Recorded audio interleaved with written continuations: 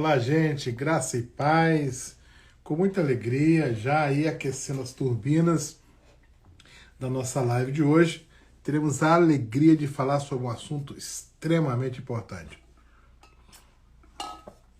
Vamos falar sobre linguagem na pregação e no ensino da Bíblia.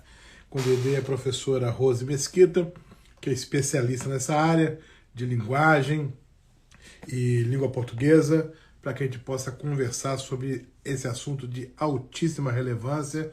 Eu já vou dando as boas-vindas aí quem está chegando, já vi o meu amiguíssimo ali, meu amicíssimo ali, pastor Valdir Reis, mando um abraço para ele, muita gente participando também aí. Eu quero dar as boas-vindas. Deixa eu falar um pouquinho até que a professora Rose Mesquita entre sobre essa questão da língua portuguesa, né? Nós pregadores, professores de Bíblia, precisamos zelar pelo bom uso da língua portuguesa. A nossa língua não é das mais fáceis, né, de serem faladas, escritas. Abração aí, querido Valdir. Nossa língua é das mais difíceis, mas nós que somos brasileiros, quer dizer, um dos povos, né, que de fala portuguesa no mundo, precisamos zelar pelo uso da nossa língua, quando ensinamos a Bíblia e quando a pregamos em especial, porque nós estamos aí usando a nossa linguagem para comunicar a palavra de Deus. Então é de extrema importância que a gente esteja aí bem preparado, não é isso? E usando de maneira correta a nossa língua. A professora Rose Mesquita é especialista em língua portuguesa e também em linguagem religiosa, o discurso religioso. Ela tem formação nessa área e é uma pessoa de extrema competência para conversar com a gente sobre esse assunto. Eu quero estimular você, enquanto nós aguardamos que ela entre, eu quero estimular você a convidar os seus amigos. Tem um aviãozinho aí na parte inferior direita. Quando você clica nesse aviãozinho, os seus contatos aparecem quando você clica nos contatos, eles vão sendo convidados para participarem da nossa live desta tarde, né? Então você que está interessado nesse assunto, não deixe para depois. Já são 2 horas e 1 minuto em Orlando, 3 horas e 1 minuto da tarde é horário de Brasília, que é o horário que nós marcamos para iniciar a nossa live. Então, vai aí chegando, vai se acostumando aí com a nossa imagem, porque daqui a pouquinho a professora entra e a gente começa o nosso bate-papo sobre linguagem na pregação e no ensino da Bíblia. Enquanto nós aguardamos a professora Rose Mesquita, eu vou pedir a você que diga de onde você está interagindo. Então já tem bastante gente aí conosco, então diga de onde você está interagindo. A gente já vai saudando aí o seu estado. Em que estado do Brasil, de que estado do Brasil você interage na nossa live de hoje? Só acrescentar o nome do seu estado. Se você está em outro país, acrescente o nome do país, para que a gente possa ter uma ideia aí da abrangência, do alcance da nossa live de hoje. Relembrando aí, não é? Linguagem na pregação e no ensino da Bíblia. Linguagem na pregação e no ensino da Bíblia. A minha convidada, que gentilmente aceitou para o nosso bate-papo hoje, é a professora Rose Mesquita, especialista em língua portuguesa e também com foco no discurso religioso. É uma pessoa, então, aí abalizada para a gente conversar sobre esse assunto. Eu vou bater um papo com ela, a gente tem alguns tópicos que a gente vai abranger, porém, além disso, essa conversa sempre amigável, sempre franca, livre, que caracteriza as nossas lives, não é? Então, mais um apelo aí, vai convidando todo mundo que você conhece para conosco nesta live. Já mandei aqui o convite para a professora Rose, logo, logo ela já está aparecendo aqui. Muito bem. Então, vá convidando os seus amigos. Atenção, gente, entre lá no Instagram do pastor Lécio Donas, muito simples, né? @LécioDonas, que ele vai bater um papo com a professora Rose Mesquita e o tema é muito importante, muito empolgante: linguagem na pregação e no ensino da Bíblia. E eu quero falar algumas coisas muito claras aqui. Eu sei que você também vai interagir, não é? Você está entrando aí, está dizendo de onde você vai interagir. E, enfim, aquilo que você puder, você vai acompanhar. Aquele que não puder acompanhar, como é o caso do meu amigo ali, pastor reverendo Valdir Rei, vai ficar gravado no Instagram. Você pode voltar depois e assistir depois, seus amigos também. Mas se você puder, já agora, né, participar, vai ser muito bom. Convidando de novo aí a professora, para ver se agora ela já pode entrar de maneira correta aí na nossa live. Agora sim. Agora, certo. Boa tarde, professora, tudo bem? Boa tarde, pastor. Agora deu certo. Agora deu certo. Alegria poder falar com você nessa tarde, conversar sobre esse assunto tão empolgante, né? Que é o uso da linguagem na pregação e no ensino da Bíblia. Eu estava falando aqui, professor, antes de você entrar, que este é um dos assuntos mais relevantes para quem ensina ou para quem prega a Bíblia e que, para isso, usa a língua portuguesa. Nós, como brasileiros, né, um dos povos que tem a língua portuguesa como primeira língua, temos o dever de zelar pelo bom uso da língua portuguesa, especialmente quando nós estamos ensinando a Bíblia ou pregando-a, porque a gente não pode pregar a Bíblia e ensinar usando uma ferramenta de maneira errada, não é isso? Isso vai atrapalhar, vai prejudicar a comunicação da palavra de Deus. E eu dizia que você é especialista nessa área, por isso que eu gostaria de começar a nossa live pedindo a você, por gentileza, que apresente-se e também fale um pouco sobre o seu interesse nessa questão da linguagem. Em primeiro lugar, eu quero agradecer ao pastor pelo convite. E para quem não sabe, desde janeiro que o pastor entrou em contato comigo. E quem me acompanha sabe que eu fiquei o primeiro semestre sem mexer no Instagram. Não entrei nenhuma vez por causa de algumas demandas pessoais. E o pessoal continuou lá me seguindo, ainda bem, né? E graças a Deus foi tudo resolvido e agora eu consegui voltar. E aí consegui retornar o contato com o pastor. Obrigada, pastor, pela paciência que o senhor teve, né? De me esperar para a gente poder ter esse bate-papo, essa conversa. Quero dizer que eu estou muito honrada de estar conversando com o senhor, né? Que eu li o currículo, fiquei até com medo, né? De falar o senhor, depois que eu vi seu currículo. O meu é bem modesto perto do currículo do senhor, né? Mas eu creio que Deus usa cada um, né, no seu chamado, na sua área específica. E como o senhor falou para eu falar um pouquinho de mim, eu sou especialista em língua portuguesa pela PUC de São Paulo e também fiz análise do discurso religioso. Fiz alguns cursos de extensão sobre análise do discurso, né? Iniciei o meu mestrado, mas tive que interrompê-lo durante a pandemia. Não sei se eu voltarei na mesma área, porque como hoje eu sou seminarista, talvez eu dê uma mudada aí, né? No meu projeto, de repente, para alguma coisa mais voltada para a teologia e não só para a linguagem. Mas ainda estou pensando, né? E estou muito feliz de estar participando.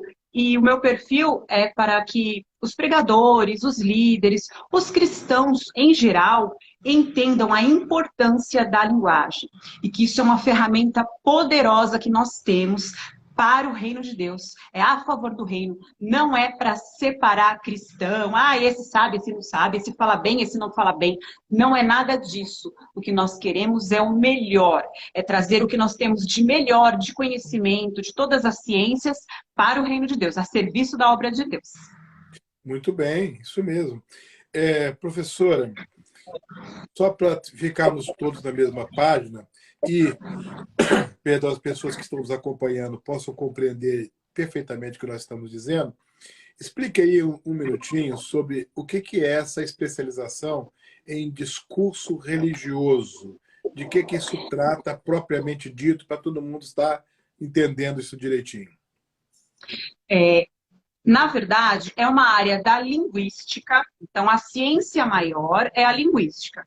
E a análise do discurso está dentro da linguística. Então, a análise do discurso é um dispositivo metodológico Então, ela é uma metodologia utilizada para análises dos diversos discursos, né, dos milhares de discursos existentes. E eu foquei no discurso religioso, porque é do meu interesse, porque é a minha vivência. Sou cristã praticamente desde o berço, né? Eu tinha acho que 2 aninhos quando a minha mãe começou a frequentar a igreja. Então eu cresci na casa de Deus, né? Sou muito grata a Deus por isso, graças a Deus.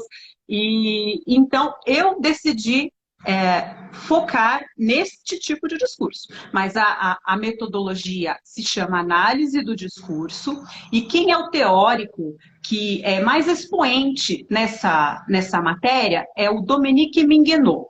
Então, para quem eu já falei em algumas lives sobre isso, para quem quiser dar uma procurada, Dominique Minguenot. A gente até brincava no curso, né? Ah, o Dominique me enganou, né? Que ele é francês e, inclusive, ele vem várias vezes aqui na PUC, São Paulo. E o primeiro livro dele, que na verdade foi acho que foi, não sei se foi a dissertação do mestrado ou se foi a tese do doutorado dele, se chama A Gênese do Discurso. E este livro trata especificamente sobre o discurso religioso. Então, foi uma das coisas que me encantou, e eu falei, é isso, fechei no discurso religioso. E ele trata, só que de 2 vertentes do catolicismo, né, nesse livro. E eu vou tratar do protestantismo, mas a teoria que baseia o que eu estudo é a do Dominique Minguenot.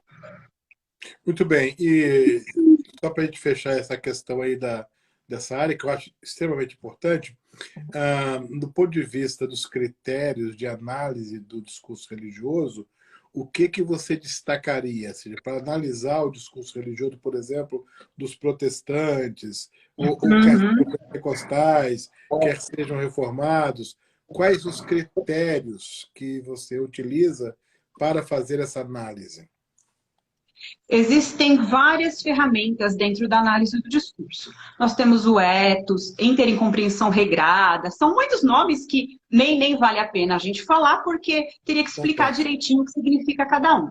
Mas dentro de todas essas ferramentas, eu desenvolvi um método chamado Linguagem para o Reino, que abarca mais ou menos tudo isso em 3 pilares, que seria a gramática, o discurso e a oratória. Então, dentro desses 3 pilares, a gente tem abarcado aí toda essa questão da análise do discurso para os sermões, para o discurso religioso no geral.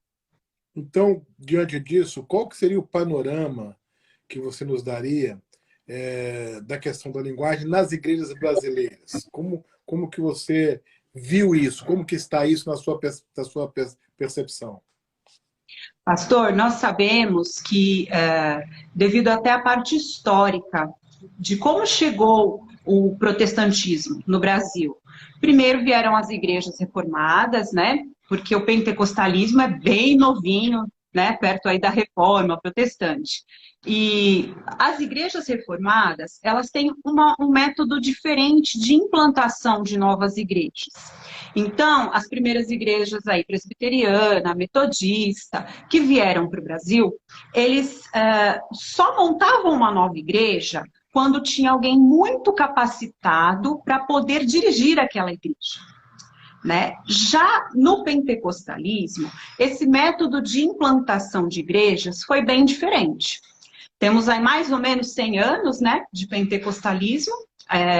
Quando veio para o Brasil, a primeira igreja foi a CCB, que é a Congregação Cristã do Brasil, mas ela não tem uma metodologia muito efetiva de implantação de igrejas, mesmo porque tem aquele padrão bem rígido, né? Todas são iguaizinhas, se a gente vê até a arquitetura, é tudo muito igual.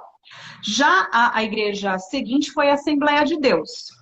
E na Assembleia, e eu falo com propriedade porque eu nasci e cresci na Assembleia de Deus, né? E sou muito grata a Deus e à Assembleia de Deus por isso, porque foi o meu berço das minhas raízes, tudo que eu aprendi sobre o Evangelho começou lá. Só que no método de implantação de igrejas, eles têm uma forma muito diferente. Então, vamos falar assim, simplificar.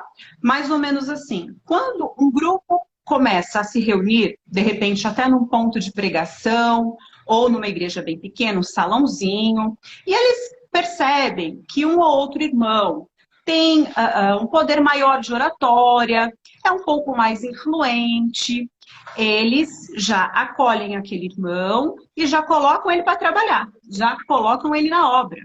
Só que, infelizmente, isso tem um lado ruim. Tem um lado bom, é claro, porque o evangelho foi se expandindo, né? E temos aí hoje milhares e milhares de pessoas no Brasil que são cristãs.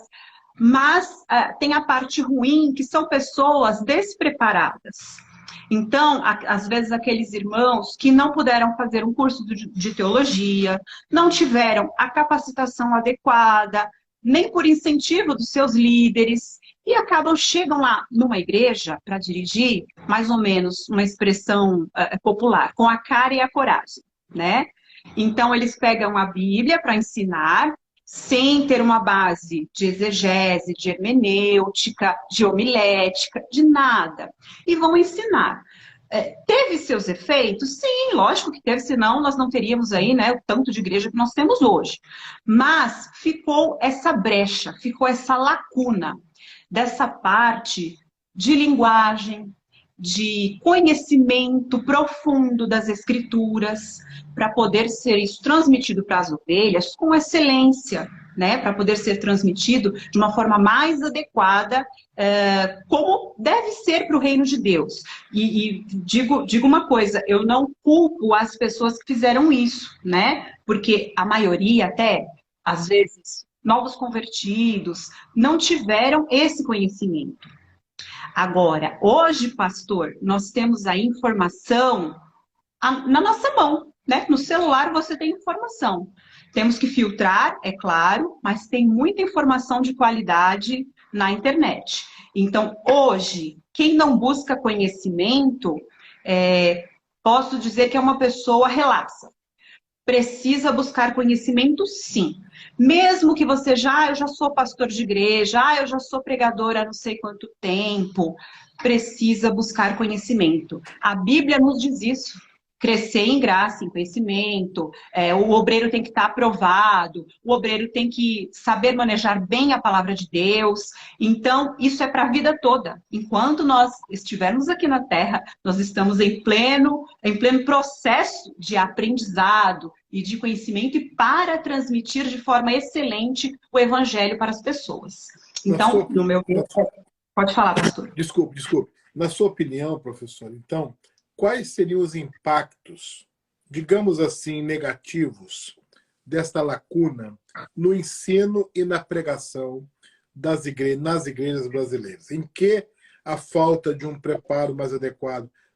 Vamos deixar um pouco o preparo teológico de lado e pensar um pouco nesse preparo da comunicação, do falar corretamente a língua portuguesa, do se expressar de maneira mais precisa, de maneira mais correta. Na sua opinião, quais seriam os impactos negativos ou os prejuízos que uma comunicação assim deficiente da língua portuguesa, no ensino e na pregação, trariam para a própria pregação, para o próprio ensino e para a própria igreja no Brasil, na sua avaliação? Antigamente, pastor, eu até brinco, eu falo, que você falar que Jesus é bom e o diabo não presta, tinha efeito. Hoje em dia não tem mais. Hoje, se as igrejas não estão com a comunicação adequada, não estão inseridas de forma adequada nos contextos, nas mídias, não vão alcançar o objetivo. O objetivo do cristão, que é levar a palavra de Deus a toda criatura, levar de forma excelente. Então, o maior déficit seria esse, de não conseguir transmitir com excelência a palavra de Deus, porque antigamente muitas pessoas não tinham acesso a uma escolaridade, a universidades. Hoje já é diferente. Hoje você pega um adolescente, eu já dei aula para adolescente, né, até na igreja. Ele te questiona tudo. Você fala, lê um trecho bíblico, mas por que era assim? Por que fez isso? Não. Eles têm aquela noção de tempo hoje. Então, não, se hoje não é assim, por que era dessa forma? Por que Deus não gosta disso? Então, temos que estar preparados biblicamente e linguisticamente para saber responder essas questões e levar o evangelho de forma excelente. Professora, nós sabemos que o Brasil é um dos países que exibe um índice de analfabetismo muito grande, Sim, especialmente do analfabetismo funcional. Quer funcional. dizer, as pessoas, elas decodificam a linguagem, Sim, mas elas não não entendem entendo. o que estão de fato falando, Falando e repetindo lendo. ou lendo. Então, isso aí, digamos assim, imprime digamos, uma dificuldade maior nesse assunto. Quer dizer, muitos dos que estão ensinando a Bíblia hoje no Brasil e muitos que estão pregando a Bíblia hoje no Brasil são analfabetos funcionais.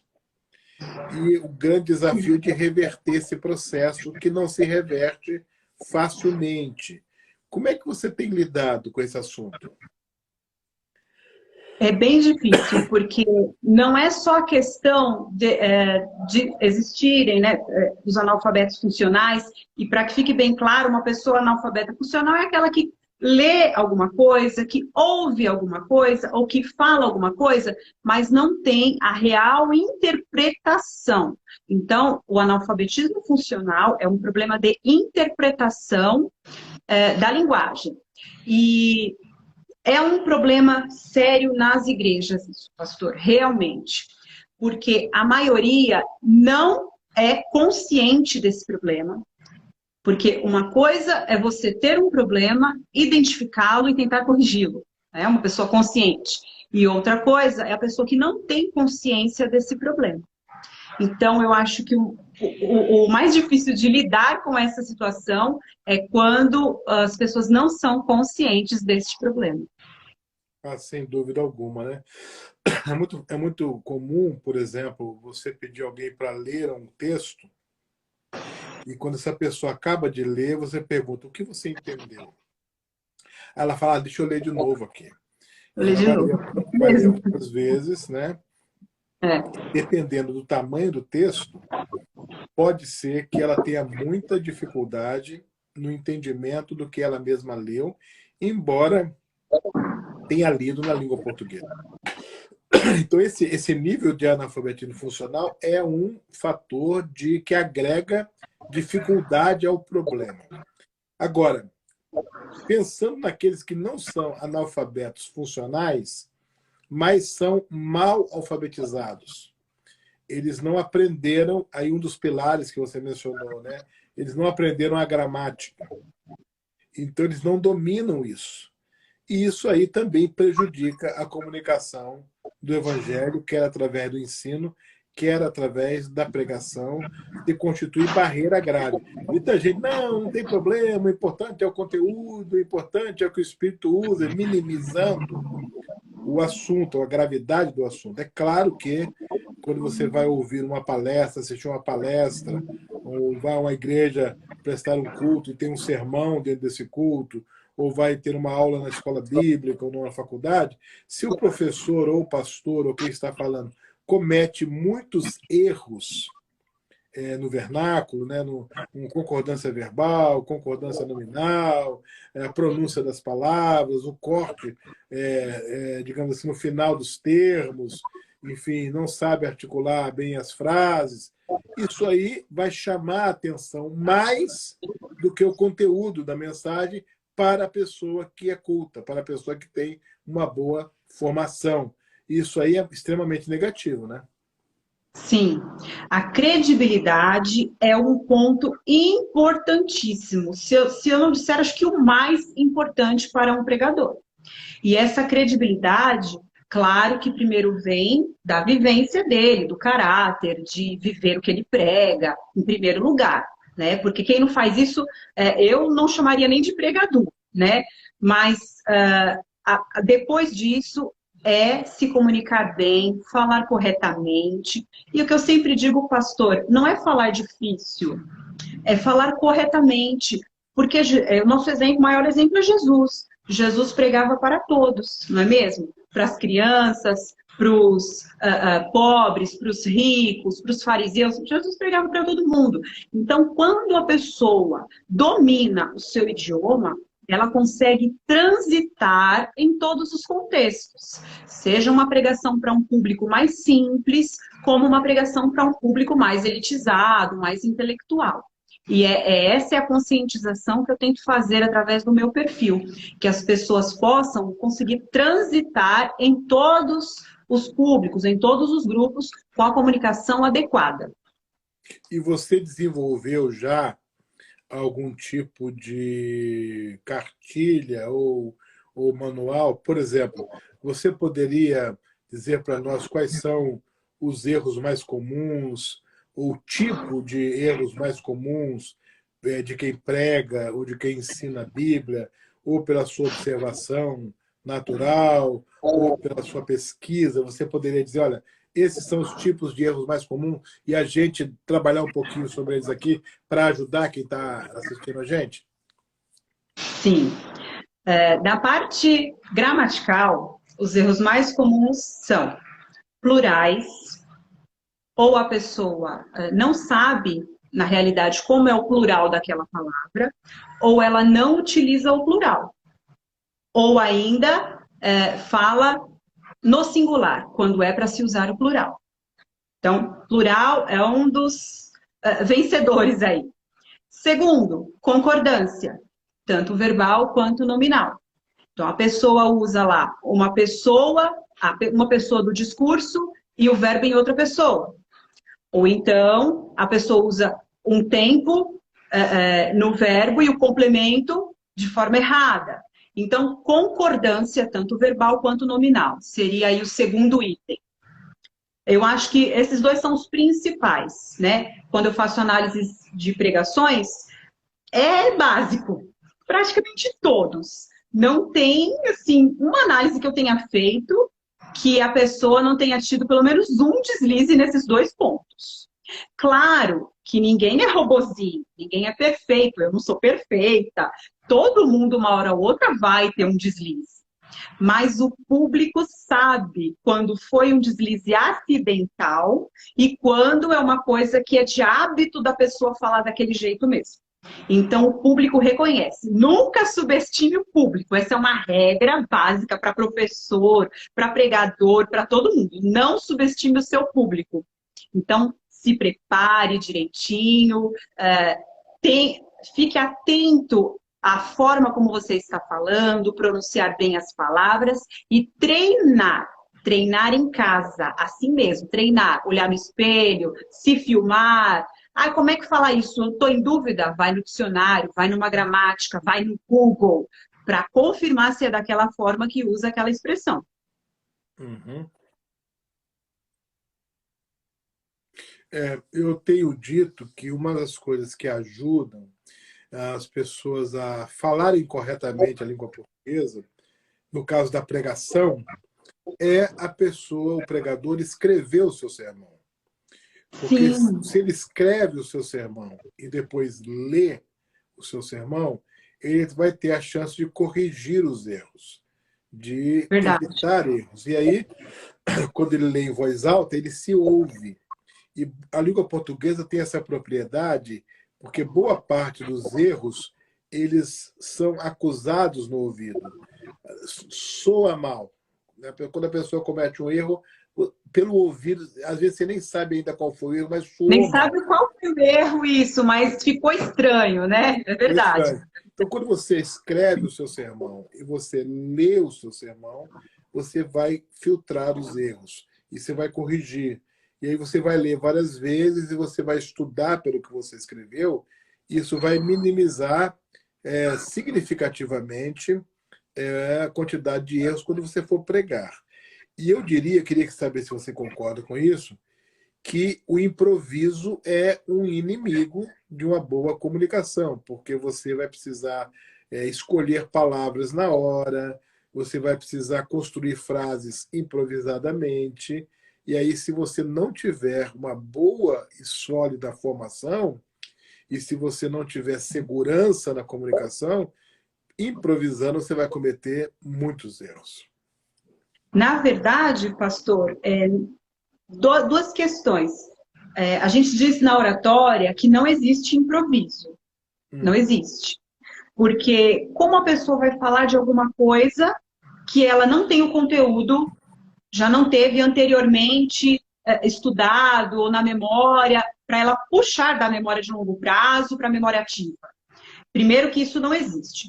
O que existe na técnica de improviso, segundo a oratória, o que a gente estuda de oratória, seria como se fosse, vamos dizer, uma carta na manga.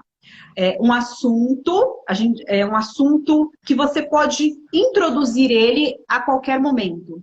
Um assunto universal, um assunto básico, que ele caberia quase que em qualquer pregação.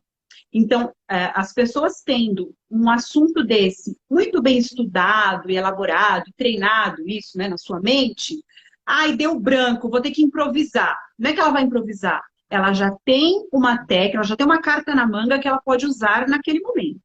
Mas o improviso de uma pessoa estar, de repente, na igreja, cheguei lá, fui convidado para pregar, vou subir, vou pregar, não tenho nada preparado. Isso realmente não existe. Não Então, existe. a grande questão, professora, é que quando você analisa historicamente, existem algumas correntes, existiam algumas correntes no passado, acho que isso hoje em dia diminuiu bastante. Uma delas era a corrente que acreditava que Deus ia dar a mensagem na Na hora. hora. Então, era muito comum uma pessoa chegar e dizer assim, eu quero dar oportunidade para você, por exemplo. E aquela pessoa não estava preparada. Ela nem sabia que ela ia ter a oportunidade. Às vezes nunca fez isso antes, nunca falou em público antes. Então ela vai lá para cima e ela acredita piamente que Deus vai dar a ela não apenas o conteúdo do que ela vai falar, mas também as palavras. E eles acreditam nisso com base em alguns textos bíblicos mal interpretados, como, por exemplo, quando Deus fala, eu colocarei as minhas palavras na sua boca, né? Eu vou colocar as palavras nos seus lábios. Então, quando Deus fala isso, ele não está dizendo que vai colocar as palavras do vocabulário, ele está dizendo que vai te dar o conteúdo que você vai falar. Então, por causa disso, é que eu mencionei a questão do improviso. Muitas pessoas ainda acreditam que podem subir ao púlpito sem nenhum preparo, sem nenhum estudo prévio, porque Deus vai, ali naquela hora, dar a ela o que falar. Isso é um ponto realmente, digamos assim, nevrálgico, né? Na análise do discurso religioso, porque há uma linha religiosa que acredita nisso e que pratica isso. Como você mencionou, antigamente eles nem iam para o curso de teologia, eles nem se preocupavam em ter uma formação acadêmica, porque para eles isso era dispensável, né? Mas a gente sabe que não é dispensável. Quanto melhor preparada uma pessoa estiver, mais Deus vai usá-la, mais Deus vai Sim. realizar a obra através dela. Então, é nesse sentido que eu coloquei a questão aí do improviso, né? Que é um inimigo da linguagem, porque se você não domina a linguagem, se você não tem experiência e você não domina, então, improvisadamente, a coisa vai ser.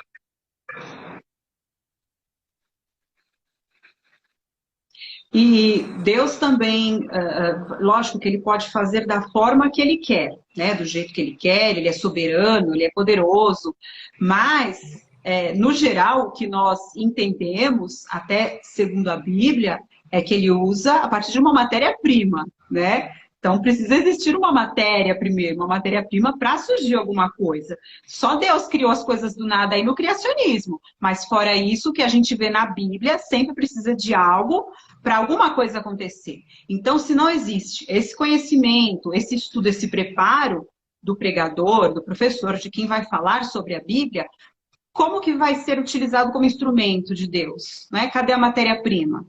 Né? Isso é Aí grave. fica complicado. Isso é gravíssimo, né? Eu queria que quem está acompanhando a gente entendesse isso, né? Não precisa isso. Você que é um pastor, que é um evangelista, que é um professor de Bíblia, você precisa se preparar. O conteúdo é muito importante. E também a linguagem. Como que eu vou comunicar esta verdade, né? Como que eu vou me expressar de tal maneira que as pessoas entendam o que eu estou falando. Isso nos leva para um assunto, professora, que é a questão do dom, né? Quer dizer, o professor automaticamente ele é um pregador? O Não, pregador automaticamente é um professor? Como é que é isso, também professor? Como não, é que você lida também não. com essa situação? Não, eu conheço pessoas, como por exemplo até o meu professor do seminário, que ele é um excelente pregador e é um excelente professor. Mas isso é muito difícil, é raro, porque são dois gêneros diferentes. Apesar de que em algum momento eles se encontram, o gênero pregação e o gênero aula, em algum momento eles se encontram, se conversam, mas são diferentes. E aí, para quem está nos assistindo entender um pouquinho o que é gênero, gênero discursivo, não é ideologia de gênero, não, tá? Gêneros da linguagem. Gêneros discursivos são estruturas que foram estudadas por um filósofo chamado Bakhtin, e ele dividiu essas estruturas que são padrões que sempre acontecem na linguagem. Ele dividiu em gêneros. Tanto que hoje esses gêneros são quase que infinitos. Não tem como classificá-los todos, porque cada dia surge um novo. Então, eu vou dar um exemplo. Esses gêneros existem tanto na linguagem verbal como na linguagem não verbal. Esses gêneros existem na linguagem oral e na linguagem escrita. Na linguagem escrita, por exemplo, que é a primeira que as crianças aprendem lá na escola, sobre gêneros, existe um texto. Se você olha lá, bate o olho no texto e você vê ingredientes, tananã, 2 xícaras de açúcar, modo de preparo. Inconscientemente, a pessoa já sabe, sem ler tudo aquilo, só dela bater o olho, de ver aquela estrutura, ela sabe que aquilo é uma receita.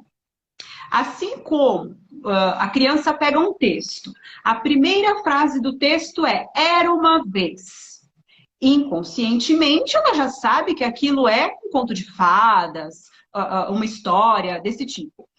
Isso é gênero, é uma estrutura fixa. Isso acontece também no discurso oral. Então, se eu pegar o telefone agora e ligar e falar: "Alô, mãe, é você? Tudo bem?" É um gênero, o gênero ligação, ligação telefônica. Se eu chamar aí o pastor no WhatsApp: "Paz, pastor, tudo bem?" Isso é um gênero, é o contato via WhatsApp. E por que esses gêneros hoje são infinitos? Porque cada dia vai, com esse advento da internet, né? Cada dia vai surgindo um.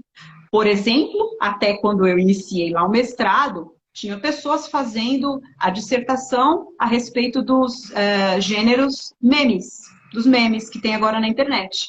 E isso já está considerado como um gênero discursivo, porque ele tem uma estrutura fixa. Geralmente os memes são imagens, ou vídeos, ou fotos, com um teor de humor, que tratam de algum assunto do cotidiano, de algum assunto relevante do momento. Então, tendo essa estrutura fixa, pode ser considerado um gênero.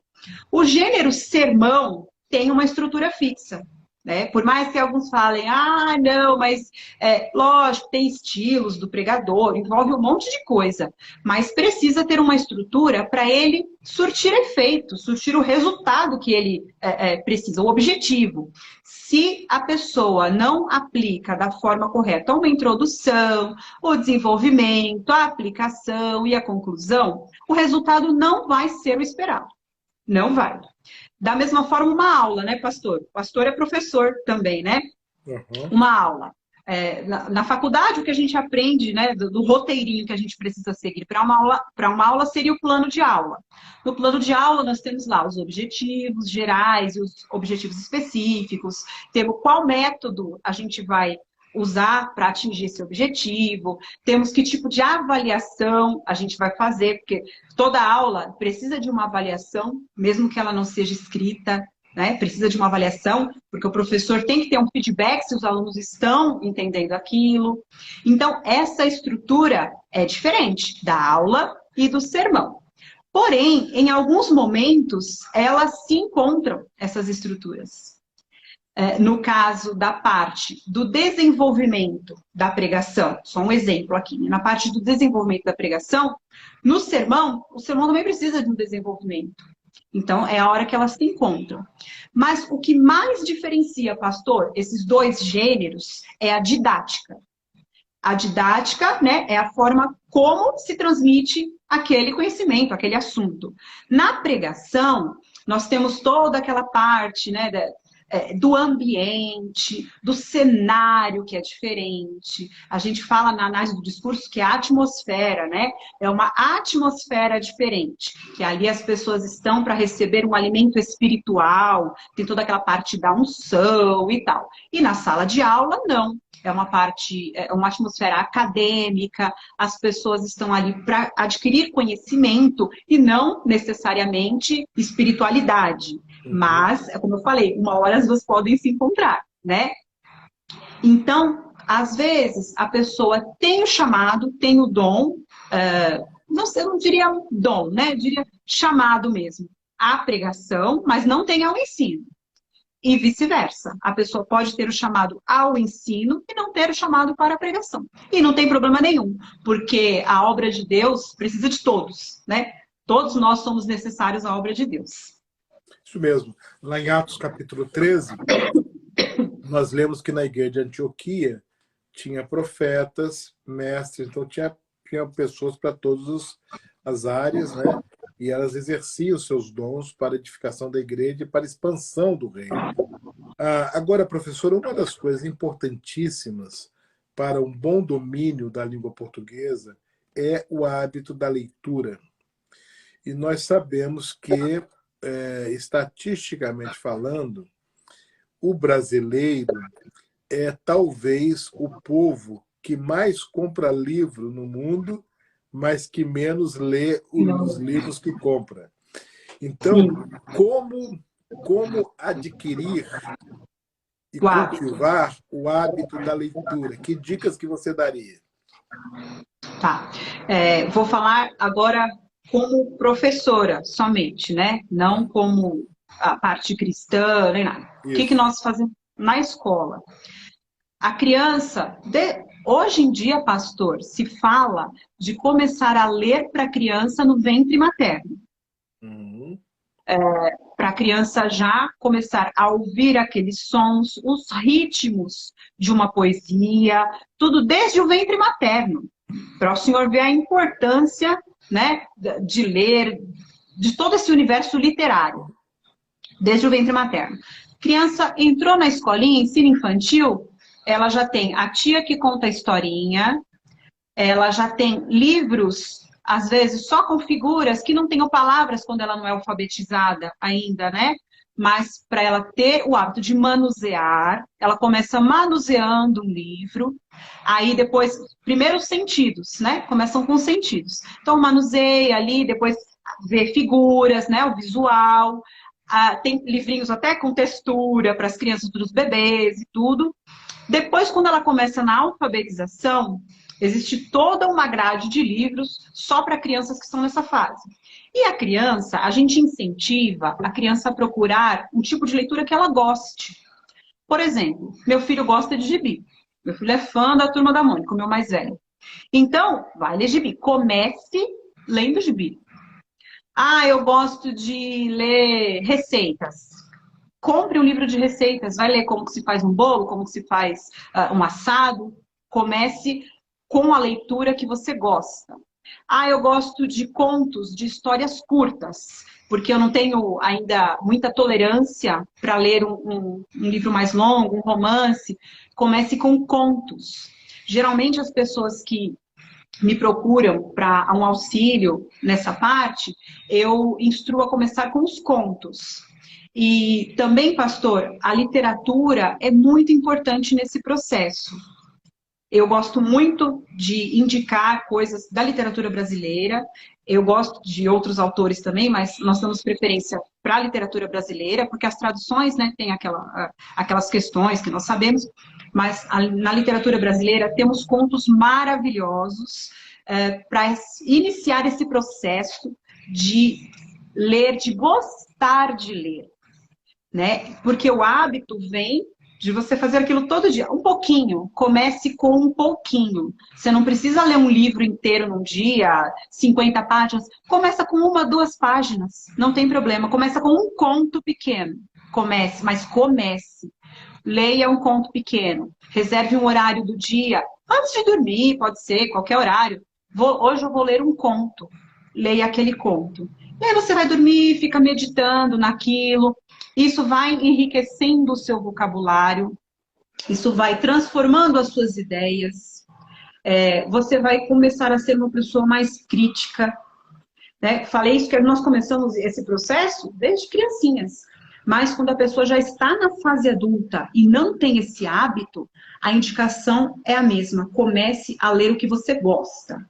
Claro, nós cristãos, agora entrando aqui para o universo cristão novamente, temos aí a Bíblia, né, que é o nosso manual diário.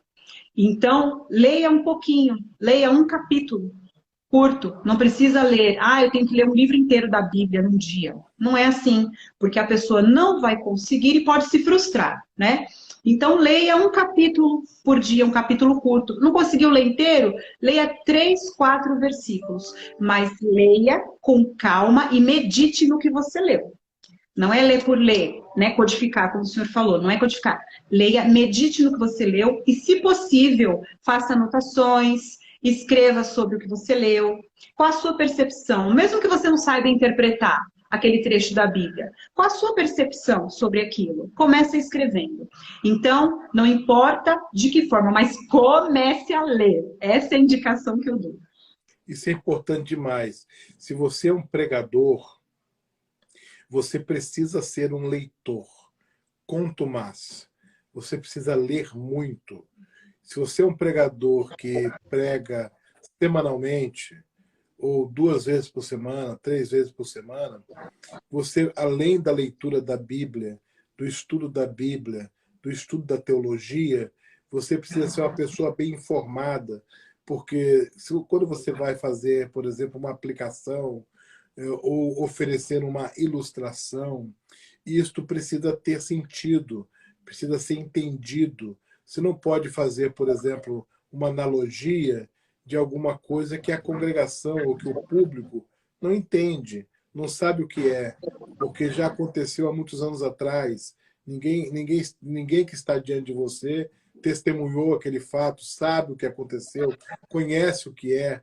E se você ler muito jornais, revistas, artigos na internet, você se torna uma pessoa bem informada. De tabela, ou por tabela, você ainda pratica a língua portuguesa, porque, de um modo geral, os textos publicados são corretos. Há exceções, né? Mas, de um modo geral, os textos de livros, de revistas, de blogs, né? São textos corretos, editados, revisados, ou já escritos por pessoas que dominam a língua portuguesa. Então, se você ler bem, ler bastante, além de crescer culturalmente, ganhar criatividade, alcançar dimensões que você não imaginava alcançar. Além de tudo isso, você aprende a língua portuguesa, reforça o seu aprendizado da língua portuguesa. E quando você for falar, pregar, ensinar, você vai falar mais corretamente. E eu defendo a tese, professora, de que é imperdoável pregar ou ensinar a Bíblia com erros no idioma. É imperdoável, porque você joga fora uma oportunidade. As pessoas que conhecem o idioma, quando você fala de maneira errada, quando você erra uma concordância verbal, ou como a professora falou, não faz corretamente um plural de uma palavra, não usa os coletivos da maneira correta, você quer fazer um coletivo de uma coisa, usa o coletivo de outra coisa. As Isso aí, conjugações. conjugações, né? Isso aí, digamos assim, causa um ruído na comunicação e a pessoa que está ali, ela desconecta, porque o idioma não agride, o uso do idioma agride aquela pessoa. E como a professora falou, cada vez mais as congregações estão sendo exigentes.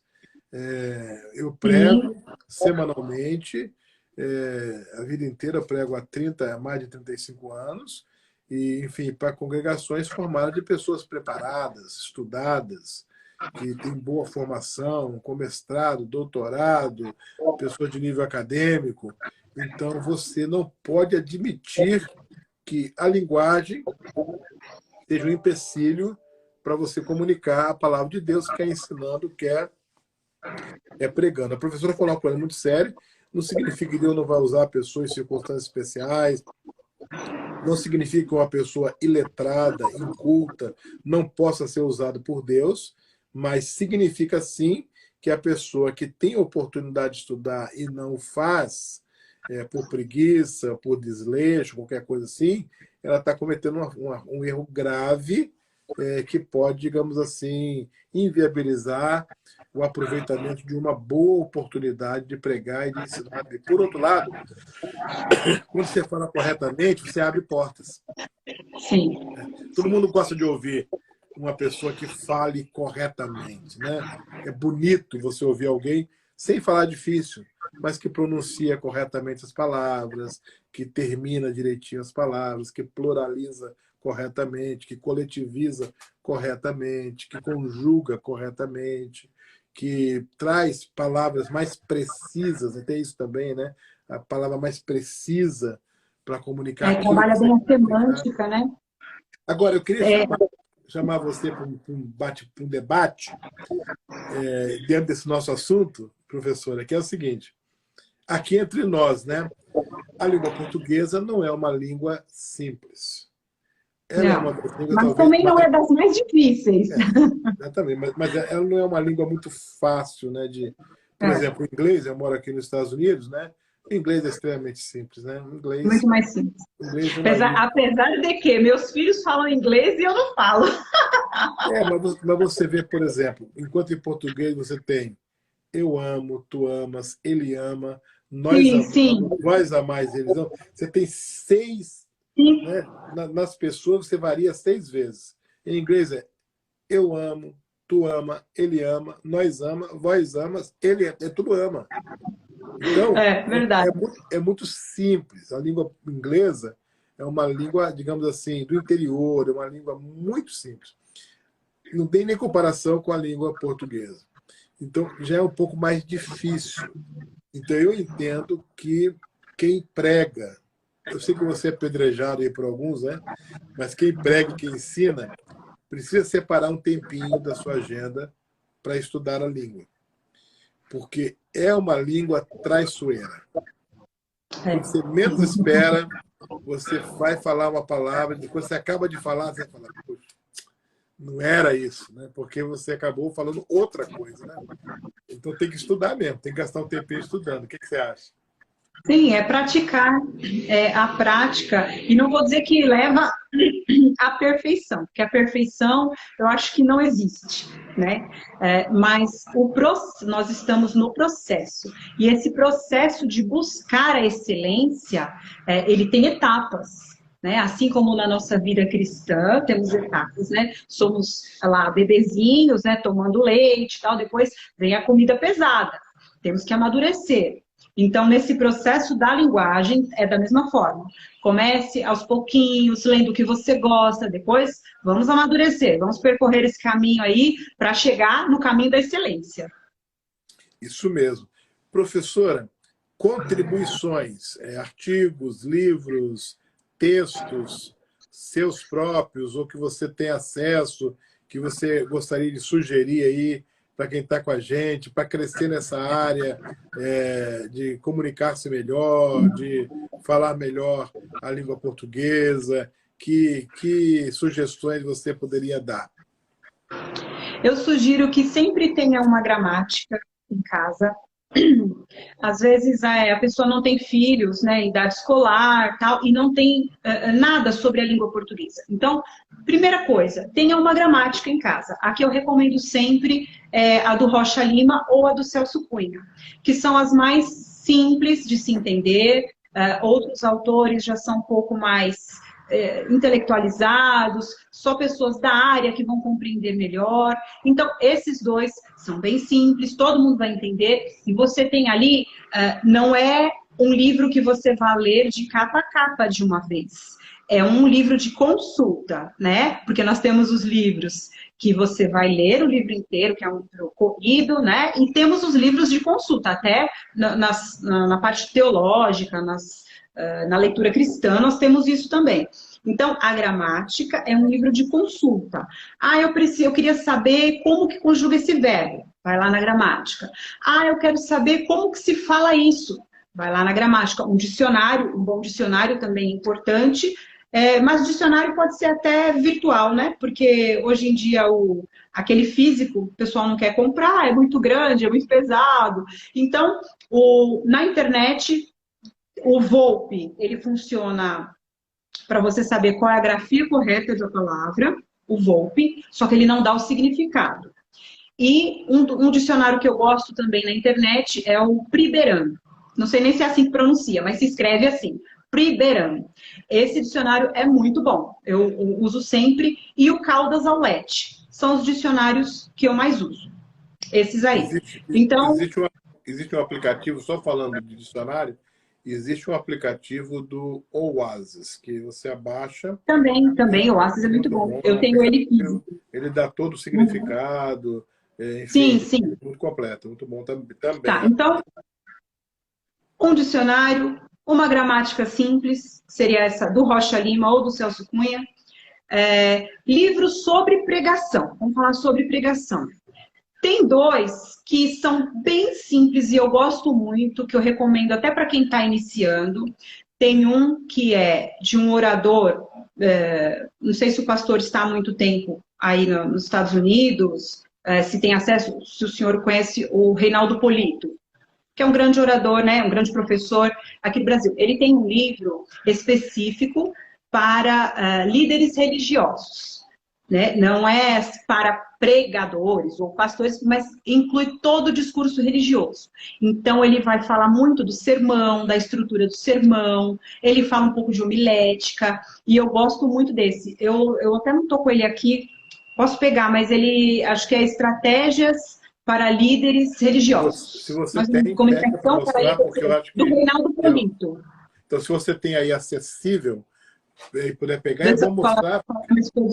Vou pegar. Adriano, pega para mim, por favor, o livro do Reinaldo Polito. A capa branca e as letras estão, acho que em verde. Esse livro dele é muito legal, vale a pena você mostrar. Ele é muito e também o do professor Rodrigo Ursino. Não sei se meu esposo vai achar lá nos meus livros lá em cima. Aí, então, seria esse do Reinaldo Polito e do professor Rodrigo Ursino, que ele é um professor, ele é da Assembleia de Deus, aqui de São Paulo. Ele já deu aula várias vezes para mim no seminário. Ele é uma bênção, muito culto. Ele usa uma linguagem muito simples, muito acessível. E ele tem um livro específico para pregadores, linguagem para pregadores também. O meu esposo está vendo se acha ali, eu vou mostrar aqui para vocês qual que é. Então, esses dois de início, eu acho que abordam já o que é necessário para se iniciar aí o caminho desse chamado tão lindo e tão complexo, que é o chamado da pregação. Excelente, excelente. Eu quero adicionar aí, para ajudar quem está com a gente, existe um livro introdutório para pregação, que ajuda você a preparar e a pregar um sermão do zero, sabe? Você nunca estudou teologia, nunca fez seminário, nunca estudou oratória, nunca estudou linguística, você está no zero, você quer aprender como preparar um sermão e como pregar. Então, o livro chama-se José da Silva, o Pregador Leigo. Foi escrito por um missionário chamado Dr. Jerry Key, que ficou 30 anos no Brasil ensinando pregação, no Rio de Janeiro, e ele escreveu esse livro. Ele escreveu um livro maior, mais denso, mas esse é um livro introdutório. José da Silva, o Pregador Leigo. É um livro, você falou agora aí em quadrinhos, né? É um livro todo em quadrinhos. Ai, que legal! José da Silva é um leigo, uma pessoa sem formação acadêmica, que procura o seu pastor e diz, eu quero aprender a pregar. Então, é uma história que se desenvolve e o pastor dando a ele os passos, as etapas, para preparar um sermão e para pregar. Então, é um livro gostoso de ler. Nossa, muito interessante. Simples, Depois vou anotar isso daí. anote aí, José da Silva, o pregador leigo. Todas as dicas que a professora Rose Mesquita deu são valiosíssimas, né? Você deve anotar aí, ler. Língua portuguesa, pregação e ensino, você só consegue crescer estudando, lendo, praticando. Não adianta achar que a coisa vai acontecer sem esforço. É com muito esforço mesmo. E eu quero também falar de um material que eu tive o privilégio de idealizar e depois editar e ajudar a escrever, que é uma Bíblia. Foram assim, 10 anos, um pouco mais de 10 anos de trabalho, que foi lançado há 3 anos atrás, chamado Bíblia da Escola Bíblica. Esta Bíblia é uma varredura do Gênesis ao Apocalipse na perspectiva pedagógica. Ela analisa pedagogicamente cada livro da Bíblia. Essa Bíblia, eu vou mostrar aqui para vocês, ela foi lançada pela Sociedade Bíblica do Brasil e pela editora Cristã Evangélica. Ela é única, eu fiz uma pesquisa na época, ela é única no mundo nessa visão. Ela traz o perfil pedagógico de cada livro da Bíblia, os principais ensinadores de cada livro da Bíblia, dicas para aprender e para ensinar. Ela traz um leque de perguntas mais comuns sobre a Bíblia. Então, a Bíblia é desenhada para quem ensina a Bíblia e para quem prega a Bíblia. É um recurso, a professora falou, né? Livro de consulta, né? É um recurso para você ter na sua biblioteca essa Bíblia. Então, anote aí, depois procure, podendo, tenha Bíblia da Escola Bíblica, Sociedade Bíblica do Brasil e Editora Cristã Evangélica em coedição. Eu tive a alegria de idealizar o projeto e um dos editores e um dos autores dos estudos. Então, vale a pena você ter esse recurso aí também, que vai enriquecer você. E não esqueça das dicas que demos aqui durante essa live, sabe? Escreva os sermões, leia bastante, pratique, olha no espelho e vai lendo para você mesmo se ouvir. Não entenda que você está no dia da tarefa impossível, não. Você vai conseguir melhorar um pouco a cada dia. E eu recebi uma dica, professora, quando eu comecei a pregar. Eu procurei o meu pastor e falei assim, como é que eu aprendo a pregar? Ele falou, me deu várias dicas e falou assim, olha, uma coisa que eu te falo é o seguinte, podendo, nunca rejeite uma oportunidade para pregar, porque você vai se preparar e vai pregar. Vai se preparar e vai pregar, e é na prática que você vai se aperfeiçoando. Foi o que a professora falou há pouco aí, né? Eu também quero dar uma palavra, professora, de apreço pelo seu trabalho no Instagram. A professora Rose Mesquita, para quem não sabe, faz um trabalho de alta relevância no seu Instagram, de incentivo, ajuda, orientação, ensino, que ela cruza essa coisa da pregação com o uso correto da língua portuguesa. Eu fiquei assim encantado com o trabalho dela. Quero sugerir todo mundo aí que me segue no Instagram, passe a segui-la também, porque não é um Instagram como o meu, o dela também não é um Instagram, digamos assim, de questões sociais pessoais. Não, é um Instagram operário a favor da comunicação e da pregação. O meu Instagram também é assim, um Instagram operário em favor da Bíblia, do seu ensino.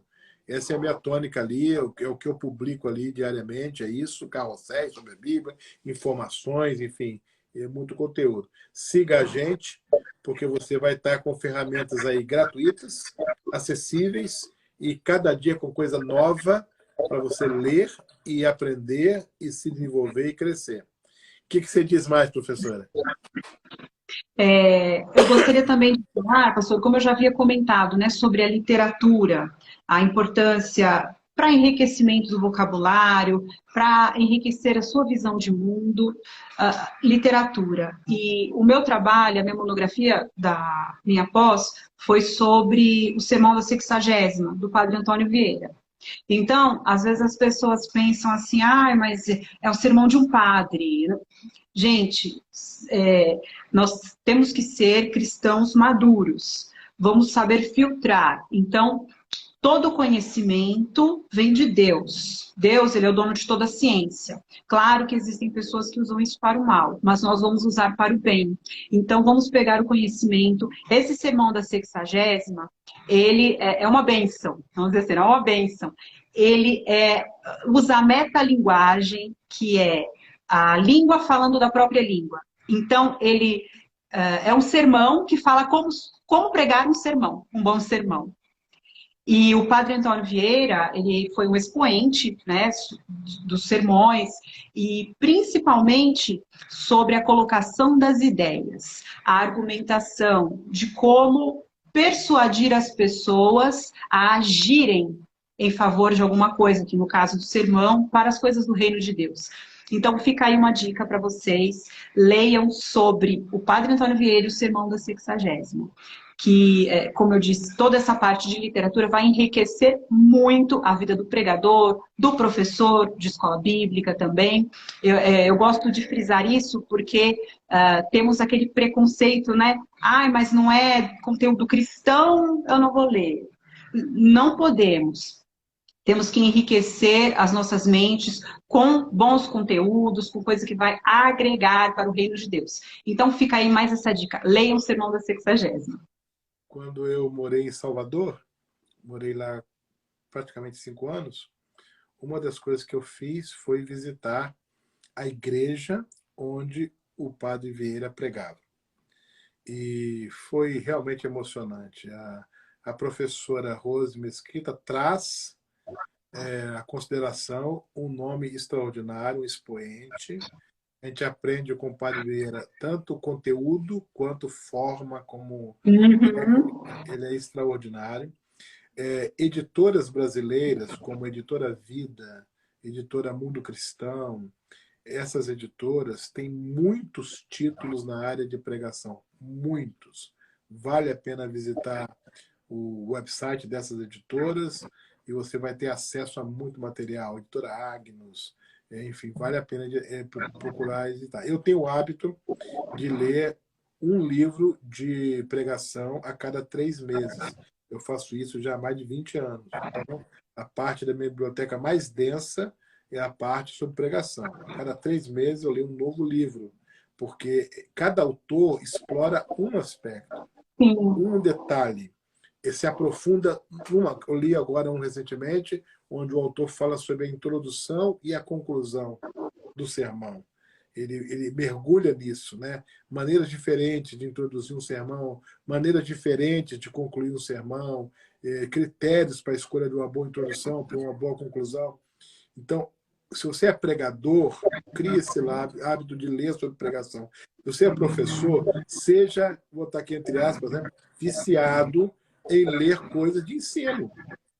Técnicas de ensino, metodologia, recursos, atividades. Mergulhe nisso aí que você vai crescer sozinho. Procurar entender um pouquinho de cada coisa, né? Um pouquinho da psicologia, um pouquinho da pedagogia, né? Porque realmente é preciso. Temos que ter pessoas cada vez mais capacitadas nas igrejas. Sem dúvida. A professora Zezina Belan, da SOCEP, que é uma editora de São Paulo, ela editou, acho que 3 ou 4 anos atrás, um livro chamado Andragogia, que é o ensino de adultos, né? Como que o adulto aprende. Então, vale a pena ler. Se você ensina para adulto na escola dominical, leia o livro da Zezina Belan, Andragogia em Ação, título Andragogia em Ação. É um livro pequeno, mas olha, bate o martelo na cabeça do prego. Professor, eu quero convidá-la para a gente fazer uma outra live. Olha, estamos conversando há 1 hora, quase 1h10, e o assunto não acaba. Vamos fazer daqui a uns 2 meses ou 3 meses, se você puder, uma outra live, quem sabe explorando mais recursos, trazendo sugestões, tá? Para que alimente as pessoas aí sobre figuras de linguagem. Exato. Olha aí, o uso das figuras de linguagem, eu acho que vai ser extremamente útil para, quem sabe, aí, um trechinho do texto do Antônio Vieira, que possa ler, explorar, uma micro aulazinha aí de alguns minutos, só para dar aquele gostinho, a gente trazer algum material. Eu acho que nós dois, eu que exploro muito a pregação e você, muita questão da linguagem e o ensino, a gente pode estar juntos mais vezes para ajudar mais gente, tá bom? Satisfação grande. Sim, estou à disposição, pastor. Estou à disposição. Muito obrigado, professora Rose Mesquita, obrigado ao seu marido, sua família. Que bom que você aceitou, que a gente pôde fazer. Tenho certeza que as pessoas gostaram e vão gostar mais ainda. Essa live fica gravada no meu Instagram. Siga a gente aí que você vai ter bastante material para você crescer. E daqui a uns 2, 3 meses, vou dar um sosseguinho aí para ela, tá? Daqui a uns 3 meses, de novo, vamos marcar outra live. A gente marca para tratar de recursos aí, tá? Um grande abraço. Tá. O meu esposo não achou os livros, eu vou deixar combinado assim. Eu vou buscar os livros e vou fazer um vídeo, vou postar no meu Instagram logo em seguida com essas recomendações, porque eu acho importante eles terem direitinho o nome, né, do livro, a capa, para saberem como procurar. Tá bom? Vou deixar direitinho lá. Excelente. Tá bom? Grande Eu que abraço. agradeço. Muito obrigada, viu, pastor? Deus abençoe o senhor e toda a sua família. Obrigado. Tchau, Tchau, tchau. Tchau, tchau, gente. Fique na paz. Tchau, pessoal.